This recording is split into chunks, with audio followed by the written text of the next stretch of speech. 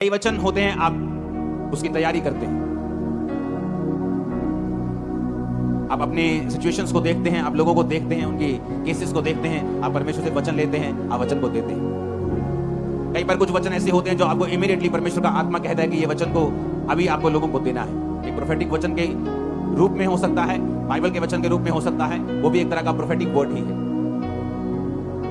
लेकिन कुछ खास तरह के वचन होते हैं, कई बार परमेश्वर उन वचनों को स्पेसिफिकली बोलता है कि इस संडे तुमने ये वचन लोगों को देना है।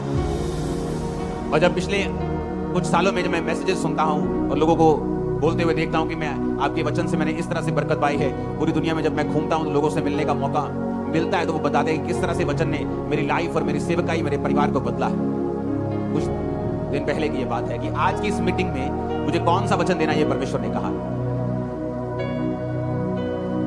बहुत से लोग परमेश्वर ने कहा विश्वासी हैं और मेरे साथ अच्छी तरह से चल रहे हैं, लेकिन उनकी जिंदगी में वो विक्ट्री, वो जीत नहीं है, वो शैतान के ऊपर फतह नहीं है। और उसका कारण परमेश्वर ने मुझे बताया। उसके दो कारण हैं। आज हम दोनों कारणों के ऊपर डिस्कस करेंगे। और आपको ये मालूम होना चाहिए, आज मार्च का महीना स्टार्ट हो चुका है, आत्मिक गर्मी बढ़ेगी जिस तरह शारीरिक गर्मी बढ़ रही है। तो आपको इन दिनों में फास्टिंग के साथ, रोजों के साथ तैयार रहना है। आपको ये वेट नहीं करनी कि मैं रोजे रखूं तो आप रोजे रखें। मैंने इस साल की शुरुआत में एक्स्ट्रा रोजे रख के इस साल की शुरुआत की थी जनवरी मंथ में, लेकिन मैंने आपको वो रखने के लिए नहीं बोला, क्योंकि मैं ट्रेडिशनल रोजों के ऊपर बिलीव नहीं करता हूं। मैं बिलीव करता हूं जब पवित्र आत्मा आपको किसी खास मकसद के लिए अगुवाई करता है, तब तक आप वो रोजे रखते हैं। नहीं तो आप हफ्ते में जो 2 रोजे, 1 रोजे, 2 रोजे आपको रखने चाहिए। एक क्रिश्चियन होने के नाते अपनी स्पिरिचुअल एक्सरसाइज को, अथॉरिटी को, जो परमेश्वर ने आपको अधिकार दिए उन्हें यूज करने के लिए, परमेश्वर से जुड़े रहने के लिए, वो 2 रोजे कम से कम मेरा ये मानना है कि आपकी लाइफ में होने चाहिए। पहला शमूएल 17 उसकी 1 से 11 आयत को मैं पढ़ूंगा और उसके बाद मैं वो वचन डिस्कस करूंगा जो परमेश्वर ने मुझे आपको बताने के लिए आज बोला है, खास आप लोगों को। अब फलिश्तियों ने युद्ध के लिए अपनी सेनाओं को इकट्ठा किया और यहूदा देश के सोको में एक साथ होकर सोको और अजेका के बीच अबेस दम्मीम में डेरे डाले। और शाऊल और इस्राएली पुरुषों ने भी इकट्ठे होकर एला नामक तराई में डेरे डाले और युद्ध के लिए फलिश्तियों के विरुद्ध बांधी यानी लाइन लगाई। फलिश्ती तो एक और पहाड़ पर और इस्राएली दूसरी ओर पहाड़ पर खड़े रहे और दोनों के बीच एक तराई थी। तब फलिश्तियों की छावनी में से गोलियत नामक एक वीर निकला जो गत नगर का था। उसकी लंबाई 6 हाथ 1 बित्ता थी। 6 हाथ का मतलब होता है 10 फीट के करीब। अगर आज आप बड़े बड़े जो शूरवीर आप देखते हैं आज के जमाने के, वो खली हो, वो कोई भी हो, 7 फुट 1 इंच किसी की हाइट है, 7 फुट 2 इंच किसी की हाइट है। लेकिन आप इमेजिन कर सकते हो, ये बंदा 10 फीट का था और उसके सिर पर पीतल का टोप था। एक पत्थर का चिलम वो पहने हुए था जिसका तोल 5000 शकेल पीतल का था। उसकी टांगों पर पीतल के कवच थे, उसके कंधों के बीच बर्शी थी, भाले की छड़ उसकी जुलाही के डोंगे के समान थी। उसका फल 600 शकेल लोहे का था, यानी कम से कम जो उसके हाथ में भाले का जो हिस्सा था वो 57 किलो का था। आज अगर आप में से 90% लोगों को बोलो कि 57 किलो उठा के सिर्फ एक बार ऐसे कर दो तो नहीं कर पाएंगे। लेकिन उसने कहा कि वो उसके साथ वो लड़ता था और एक ढाल लिए हुए एक जन उसके आगे चलता था। वह खड़ा होकर इस्राएली पांतियों को ललकार के बोला, तुमने यहाँ आकर लड़ाई के लिए क्यों पांति बांधी है? क्या मैं फलिश्ती नहीं हूं और तुम शाऊल के अधीन नहीं हो? अपने में से एक पुरुष चुनो कि वह मेरे पास उतर आए। यदि वह मुझसे लड़कर मुझे मारे तब तो हम तुम्हारे अधीन हो जाएंगे, यदि मैं उस पर प्रबल होकर मारूं तो तुम्हें हमारे अधीन होकर हमारी सेवा करनी पड़ेगी। फलिश्ती बोला, मैं आज के दिन इस्राएली पांतियों को ललकारता हूं कि किसी पुरुष को मेरे पास भेजो कि हम एक दूसरे से लड़ें। और उस फलिश्ती की इन बातों को सुनकर शाऊल और उसकी समस्त इस्राएलियों का मन कच्चा हो गया और वो अत्यंत डर गए। अब यहां पर 2 सीन हैं। पहला कि शाऊल डरा क्यों? कौन था शाऊल? वचन ये कहता है कि शाऊल इस्राएलियों का राजा था। और किसने खड़ा किया था? क्या वो वोट्स लेकर खड़ा हुआ था? क्या लोगों की सहमति से खड़ा हुआ था? या उसे परमेश्वर ने अभिषेक किया था? आप मुझे बताइए वो किस तरह खड़ा हुआ था? परमेश्वर ने उसे क्या किया था और किसके द्वारा किया था? शमूएल नबी के द्वारा परमेश्वर ने उसका अभिषेक किया। और वचन कहता है कि जब वो परमेश्वर के साथ जुड़ा रहा, जब तक उसने बड़े बड़े राजाओं को मारा और उसने बड़े बड़े राजाओं को जमीन पर ला दिया, क्योंकि परमेश्वर का अभिषेक जो था उस पर था और परमेश्वर का आत्मा उसके साथ था। ऐसी एक भी लड़ाई नहीं थी जिसे शाऊल हारा हो और शाऊल एक भी लड़ाई में शर्मिंदा नहीं हुआ था। लेकिन अब यह क्या हो गया कि एक वीर आके निकलता है और बाइबल कहती है कि इजरायली सारे लोग कांपने लगते हैं और शाऊल राजा भी कांपने लगता है। ऐसा क्या हुआ कि ये कांपने लगा? क्योंकि वचन कहता है कि परमेश्वर के वचन पर चलते चलते शाऊल परमेश्वर के वचन से हटा। उसने परमेश्वर की आज्ञाओं को मानना छोड़ दिया, अधूरी अधूरी आज्ञाओं को मानने लगा, अपने फायदे की आज्ञाओं को मानने लगा, परमेश्वर के साथ अपने संबंधों को तोड़ दिया। और इसीलिए बात गोलियत की नहीं थी, बात यह नहीं थी कि एक 10 फुट का बंदा 50-60 किलो की जुलाहे की डोंगी भाला बर्छा लेके उसके सामने खड़ा है और बड़ा लंबा और चौड़ा है और सैकड़ों किलो का है। बात ये नहीं थी। शाऊल ने पहले भी उसके जैसे बड़े लोगों को मारा था, बड़े राजाओं की उसने सिट्टी पिट्टी गुम की होगी, लेकिन अब ऐसा क्या हो गया कि अब वो उस गोले से डर रहा है। बात यह है, जब एक इंसान परमेश्वर से हट जाता है, जब एक इंसान परमेश्वर की आज्ञाओं में बंधा नहीं रहता है, वो पाप करता है, मूर्ति पूजा करे या वो व्यभिचारों में जाए, किसी पाप में जाए, परमेश्वर से हट जाए, प्रार्थना खत्म कर दे अपनी लाइफ की, तो वचन ये कहता है कि जो अथॉरिटी होती है, एक अथॉरिटी होती है शरीर की। आपको किसी गांव का सरपंच बना दिया, आपके पास अथॉरिटी है, आप उस अधिकार से काम कर सकते हैं। लेकिन वचन कहता है कि हमारा जो राज्य है वो तो आत्मिक है, एक अथॉरिटी होती है आत्मिक। जब एक व्यक्ति परमेश्वर के वचन पे चलता रहता है तो वो क्या नोटिस करता है कि उसकी जिंदगी में एक अजीब सी दलेरी है जो उसके अंदर रहती है। वो किसी मनुष्य से नहीं डरता, वो किसी चीज से नहीं डर लगता उसको। ये बात नहीं कि बिल्कुल डर लगता ही नहीं, वो फियरलेस है।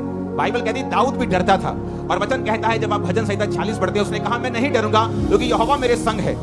डर उसके मन में था, लेकिन वचन कहता है कि वो अंगीकार ये करता था कि मैं नहीं डरूंगा क्योंकि यहोवा मेरे संग है। अब आपको ये बात पहले समझने की जरूरत है जिस टॉपिक पे हम हैं। अब शाऊल जो था, वचन ये कहता है कि उसकी आत्मिक अथॉरिटी को वो पाप और अनाज्ञाकारिता के कारण खत्म कर चुका था। कई बार क्या होता है, आप परमेश्वर के साथ आप रिश्ते में होते हैं, आप प्रभु के साथ मेल मिलाप में होते हैं, हाँ, आप रोज प्रार्थना करते हैं, आप पाप से दूर रहते हैं, आप सब तरह से परमेश्वर को प्रसन्न करने की कोशिश करते हैं। इसका मतलब ये नहीं कि आप 100% प्रभु यीशु को जैसे चलने लग जाते हैं, लेकिन आपकी इंटेंशन यही होती है कि मुझे कोई ऐसा पाप नहीं जानबूझ के करना, मुझे प्रेयर में रहना है, मुझे वचन पढ़ना है, मुझे रोजों में रहना है। और इस तरह से जब आप परमेश्वर में चलते हैं, एक अजीब सी स्पिरिचुअल अथॉरिटी आपके साथ रहती है। जब दो व्यक्ति दोनों चर्च में आते हैं, एक आत्मिक अधिकारों के नीचे है, वो परमेश्वर में चलता है, वो प्रार्थना करता है, वो प्रभु के साथ अच्छे संबंध हैं।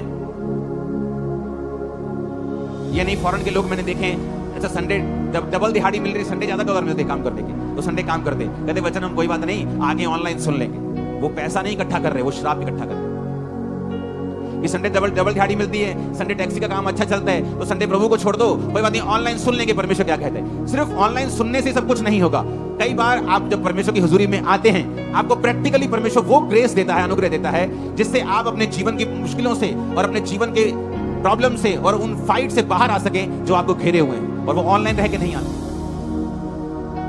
ऑनलाइन है, कभी साल में एक मीटिंग मुझे कहीं बहुत इमरजेंसी जाना पड़ रहा है तो मैं ऑनलाइन देख रहा हूं। उन लोगों के लिए ऑनलाइन, फौजियों के लिए ऑनलाइन है, जिनको मालूम है कि हम अपना चौकी छोड़ के कहीं जा नहीं सकते, उन लोगों के लिए।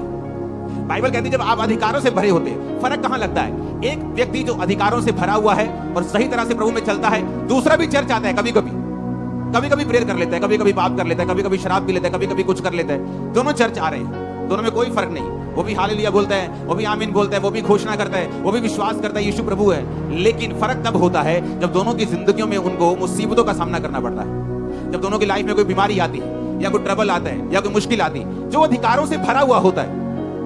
और जब वो अपने अधिकारों से मालूम होता है कि नहीं मैं इस चीज के लिए नहीं बना हूं, और वो अधिकारों से उन चीजों को डांटना शुरू करता है और वो चीजें गायब होती हैं। जब दूसरा सेम अधिकारों के साथ, सेम वर्ड्स के साथ प्रार्थना करना शुरू करता है, उसे अंदर से मालूम होता है कि मेरी प्रेयर का असर जो है वो नहीं है, मेरी प्रेयर में पावर जो है वो नहीं है, और वो प्रेयर शैतान के ऊपर इफेक्ट नहीं कर रही, और वो प्रॉब्लम के ऊपर, वो बीमारी के ऊपर जाके उसको खत्म नहीं कर रही, वो सिर्फ वर्ड्स हैं जो मैं बोल रहा हूं। कितनों को मेरी बात समझ आ रही?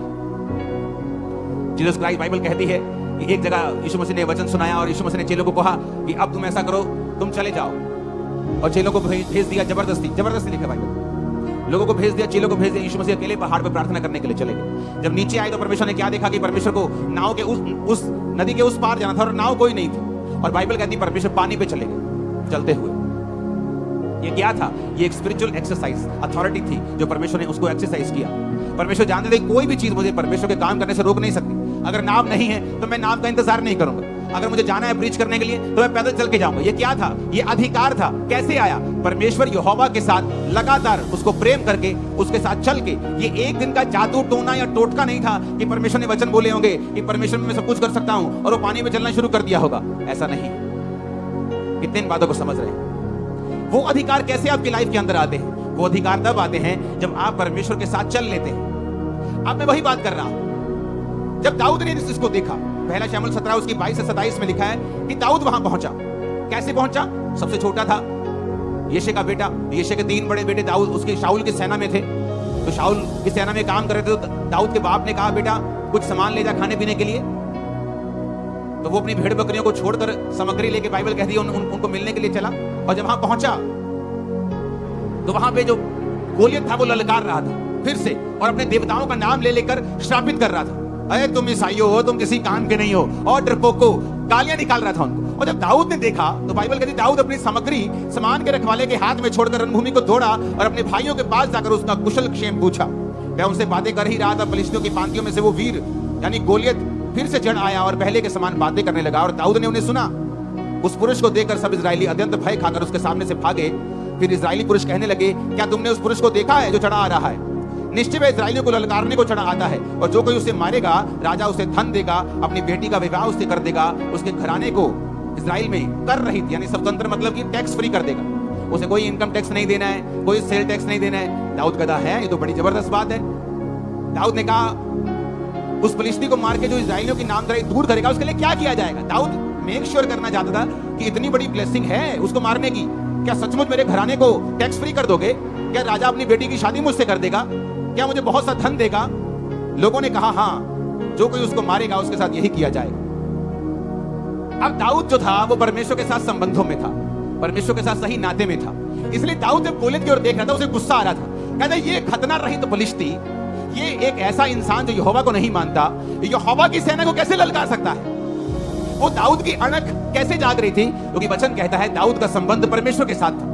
इसलिए दाऊद के अंदर जो अधिकार था वो जाग रहा था और वो ललकार मार रहा था। पंजाबी के अंदर छाला मार रहा सी अंदर कि ऐसा किवें हो सकता है कि ये बंदा परमेश्वर की सेना नू ललकारे और असि चुप करके बैठे रहिए। और शाऊल जो राजा था दाऊद से कहीं अधिक लंबा चौड़ा था, और वचन ये कहता है कि पूरे इजराइल में शाऊल के कोई भी कद के जितना नहीं था, सारे उसके कंधे तक, वो भी बड़ा लंबा चौड़ा था। लेकिन अब अधिकार काम नहीं आ रहे थे। क्यों? क्योंकि अंदर से वो करप्ट हो चुका था और परमेश्वर के साथ रिश्तों को खो चुका था। इसलिए जो स्पिरिचुअल ऑडेसिटी जिसे बोलते हैं, एक स्पिरिचुअल ताकत, दलेरी जो आदमी के अंदर होती है, जब उसकी लाइफ में शैतान अटैक करता है या बीमारी अटैक करती, उसे मालूम है परमेश्वर के साथ, वो बोलता है एक बीमारी भाग जा यीशु के नाम। वो प्रेयर में डांटता है, मास प्रेयर में डांटता है, और उसे मालूम है इस बीमारी को झुकना पड़ेगा क्योंकि मेरा संबंध परमेश्वर के साथ है।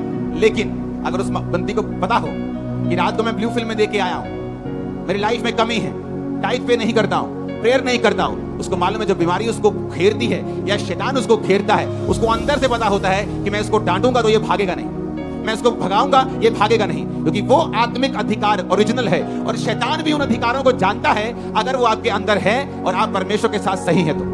इसलिए बाइबल कहती है सिकोआ के 7 पुत्र जादू टोना करने की तरह यीशु का नाम लेकर भी दुष्ट आत्मा पर फूंकते थे। जिस तरह पौलुस निकालता है यीशु के नाम में, हम भी तुझे यीशु के नाम में जाने का हुक्म देते हैं। शैतान ने कहा पौलुस को मैं जानता हूं, यीशु को पहचानता हूं, तू कौन है? क्योंकि तू बिना अधिकारों के साथ मुझे डांट रहा है। लेकिन अधिकार कैसे आएंगे? अधिकार आएंगे जब हमारा रिलेशन परमेश्वर के साथ होगा। हम प्रभु के साथ रोज के तरह रोज चलेंगे।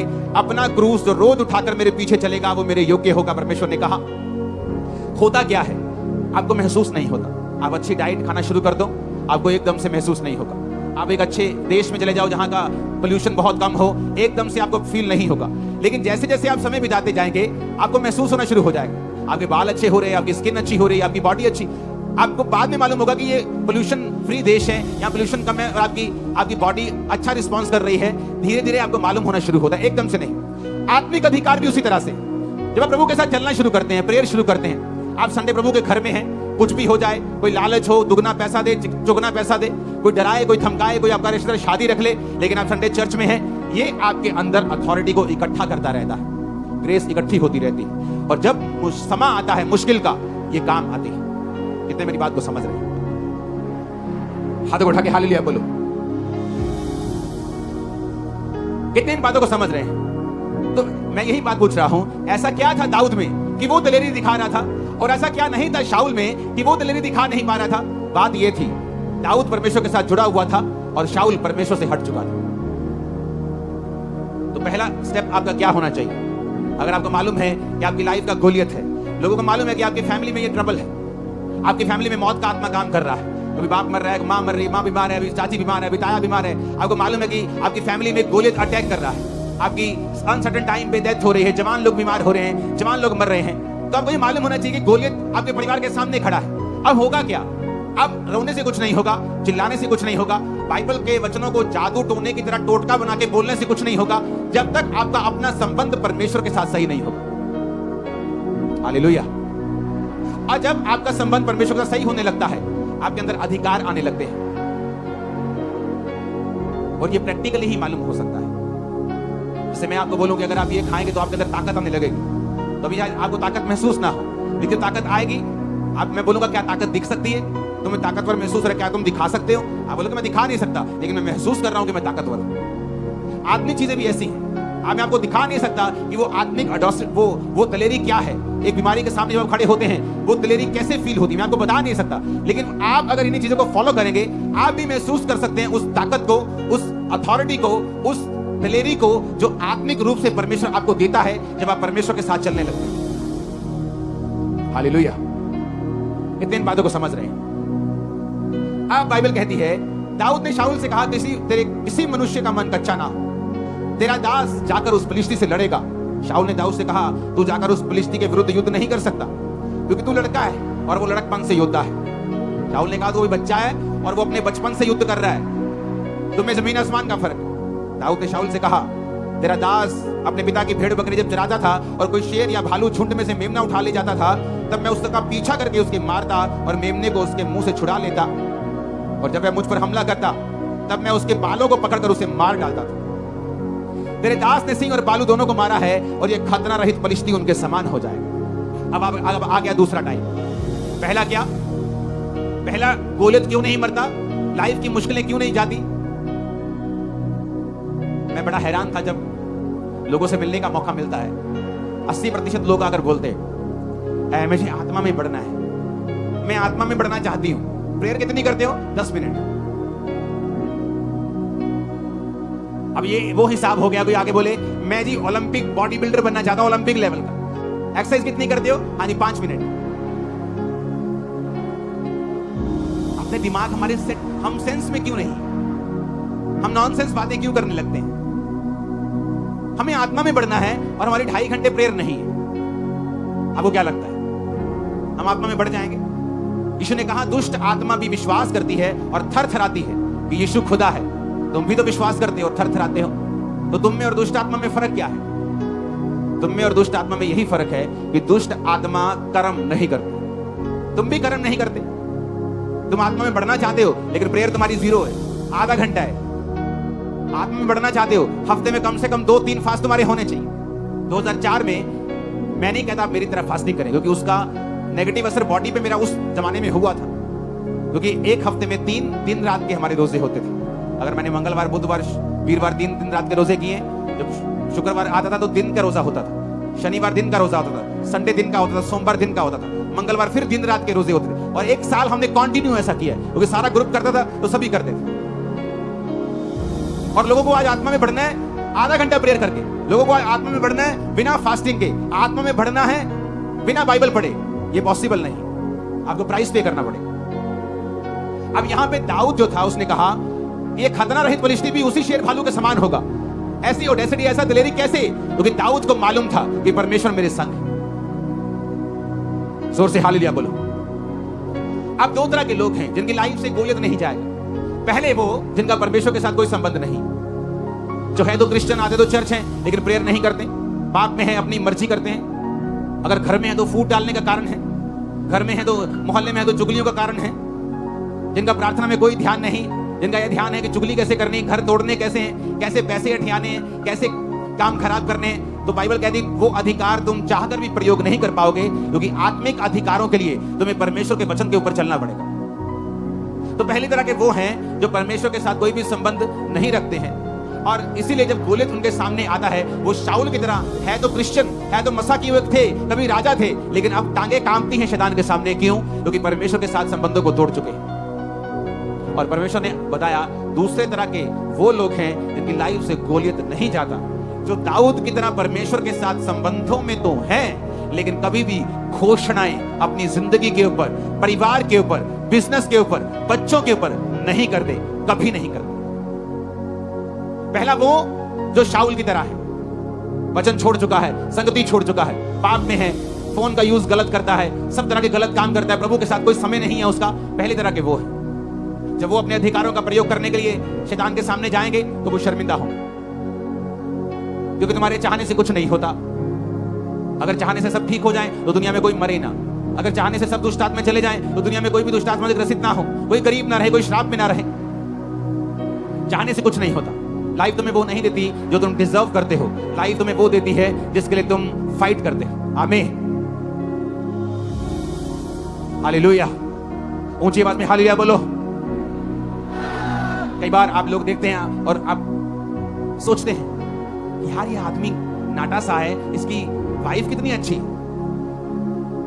ये इसका हस्बैंड कितना अच्छा है, क्योंकि उन्होंने उन चीजों के ऊपर अपने अधिकारों का प्रयोग किया है, कब्जा किया है, श्रापों को डांटा है, प्रेयर की है, प्रभु से इंटरवेंशन मांगी है, प्रभु से मध्यस्थता मांगी कि परमेश्वर तू दखल दे हमारे जीवनों में। इसलिए कहा जाता है कि आप वो नहीं पाते जो आप डिजर्व करते हैं।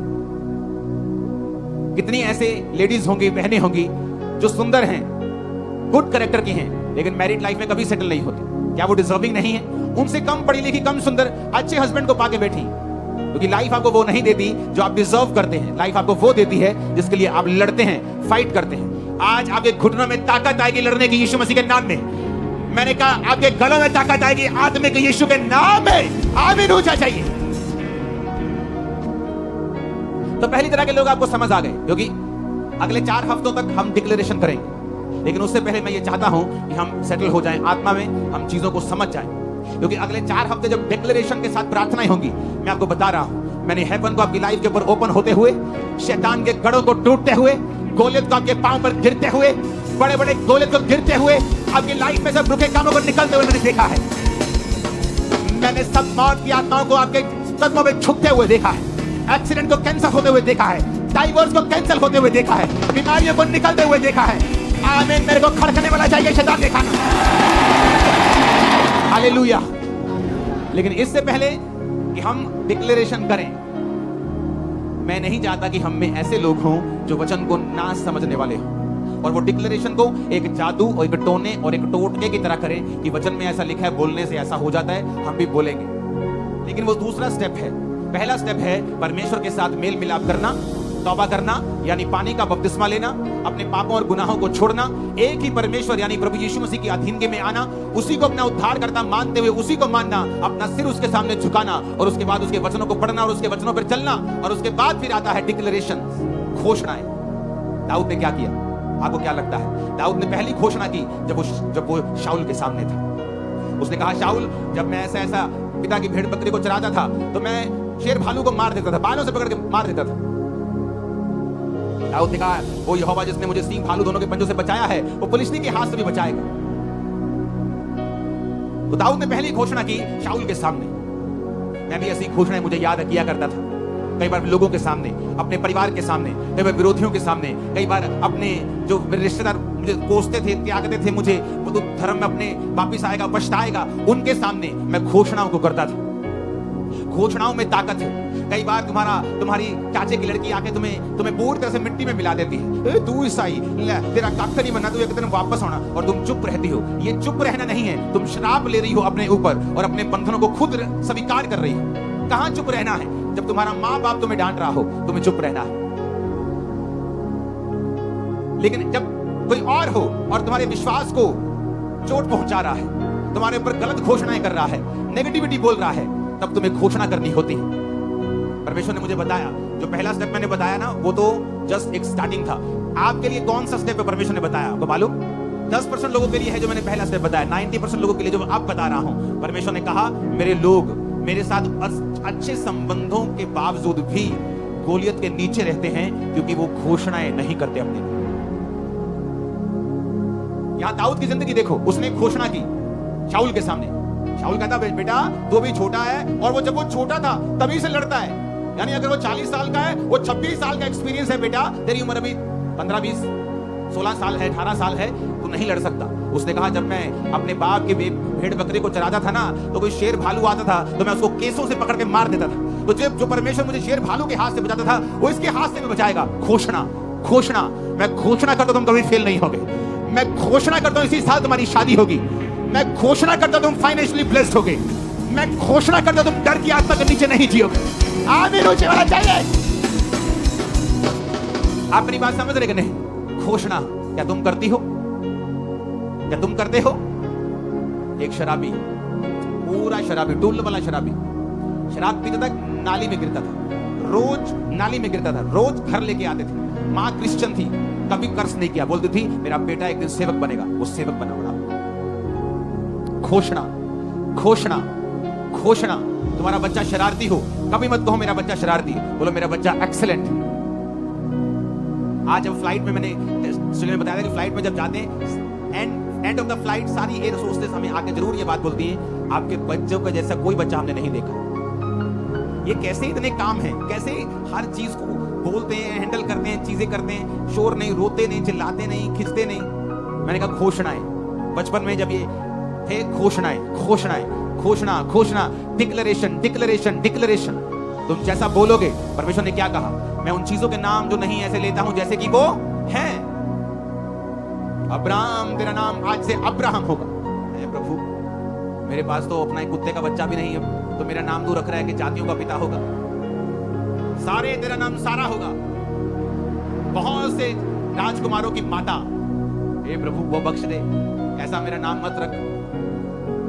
जैसे आज अगर चर्च में कोई बहुत गरीब भाई बैठा है तो कल को अमीर हो जाएगा, वो कोई प्रॉब्लम नहीं। लेकिन आज बहुत गरीब और घर जाके बोले आज से मेरा नाम धनी चंद है,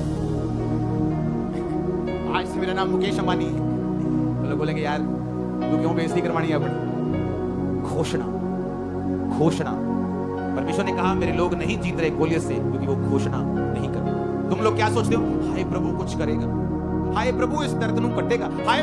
और प्रभु क्या सोच रहा है कि मैंने तुझे सांपों और बिच्छुओं को रोकने का अधिकार दिया, तुझे ताकत दी है, तू घोषणा करेगी, तू डिक्लेयर करेगी, तू घोषणा करेगी, मैं तुझे दूंगा। तू घोषणा नहीं करेगी, पावर तेरे पास होगी, लेकिन वो उसी मिट्टी में दब के खत्म हो जाएगा। आप मेरी बात समझ रहे कि नहीं? घोषणा है। यहां पर पहली घोषणा दाऊद ने की।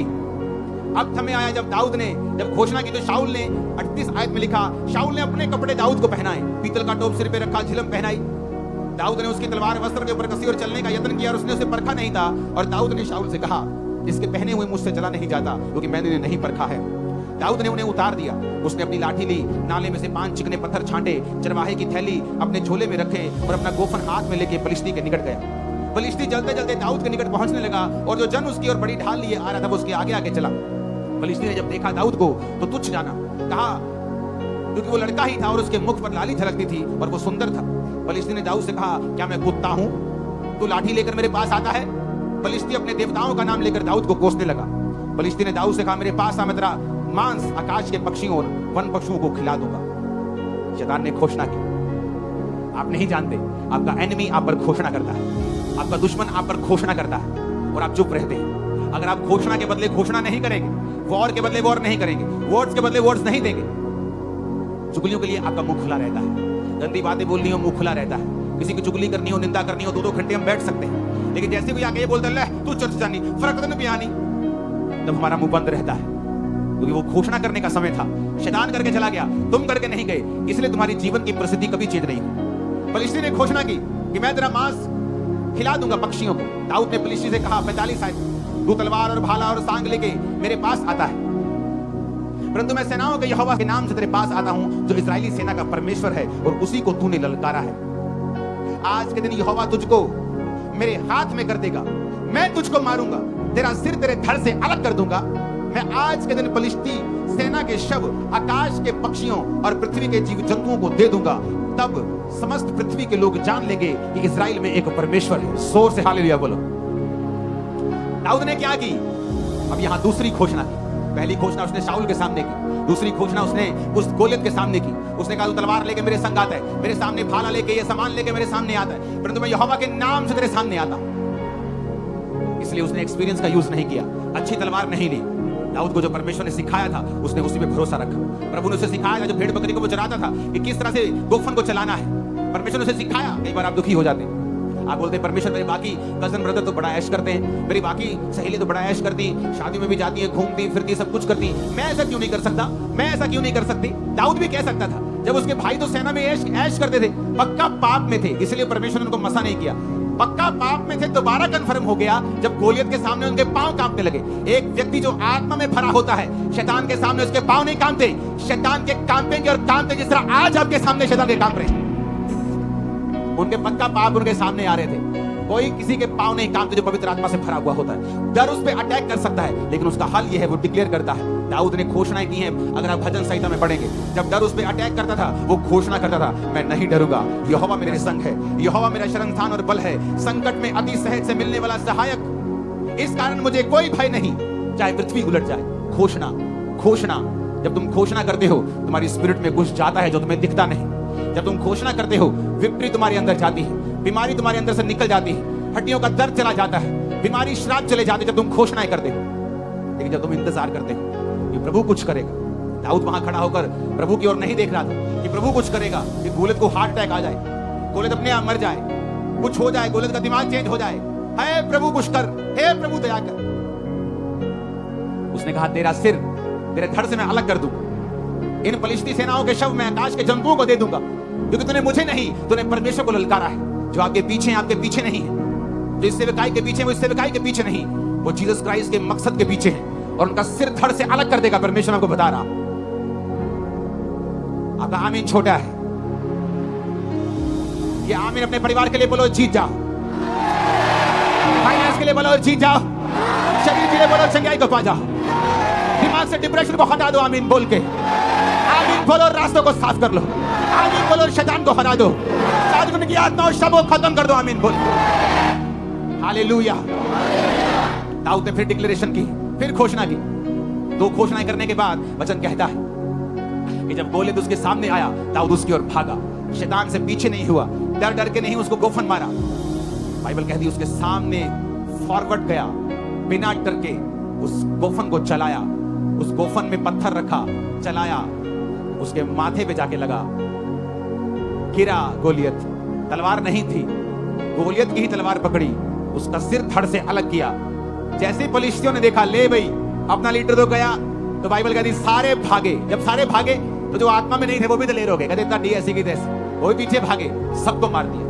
और वही वचन पूरा हुआ जो दाऊद के मुंह से निकला था कि फलिश्तियों के शव आकाश के पंछी खाएंगे, और वैसा ही हुआ। ये कमाल था डिक्लेरेशन का, ये कमाल था यहोवा के वचन के ऊपर विश्वास करने का, ये कमाल था परमेश्वर के साथ संबंधों को कायम रखने का। आमीन ऊंचे वाला चाहिए चर्च। हालेलुया। मैंने यहां पर लोगों को आते हुए देखा है चर्च में, और पूछा है उनसे कब लिया बपतिस्मा, कहते जिस दिन हम चर्च में पहली बार आए थे हमने बपतिस्मा ले लिया।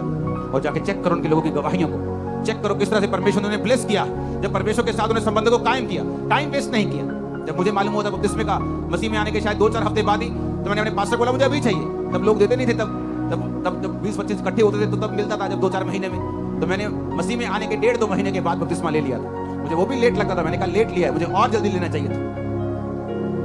पहला स्टेप है अपने संबंधों को प्रभु के साथ कायम रखना। आत्मिक जो रूल्स रेगुलेशंस हैं, वचन पढ़ना, प्रार्थना करना, संडे प्रभु के घर में आना, प्रभु के भवन में लगाए जाना, सेवा में हिस्सों को देना, सेवा करना, इवेंजलिज्म टीम का हिस्सा बनना, बोना, प्रार्थना करना, अपनी सेवकाई के लिए, अगुओं के लिए प्रार्थना करना। जब आप इन हिस्सों में शामिल हो जाते हैं, उसके बाद आपके अंदर अथॉरिटी आनी शुरू हो जाती है, आपको महसूस हो या ना हो। तो जब आप फिर प्रभु के साथ संबंध कायम कर लेते हैं, उसके बाद आपको डिक्लेरेशंस करनी है। अगर आप नहीं करेंगे, गोलियत खड़ा का खड़ा रह जाएगा।